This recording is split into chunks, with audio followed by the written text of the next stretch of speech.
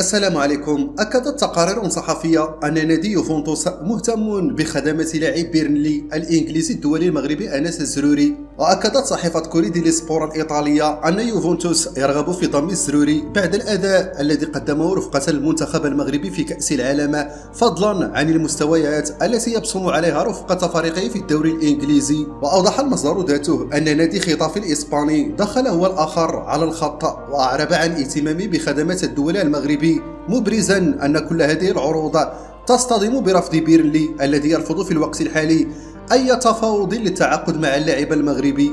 إلى هنا نكون قد وصلنا إلى نهاية الخبر. لا تنسوا الاشتراك في القناة ودعمنا بلايك لتتوصلوا بكل جديد. إلى اللقاء.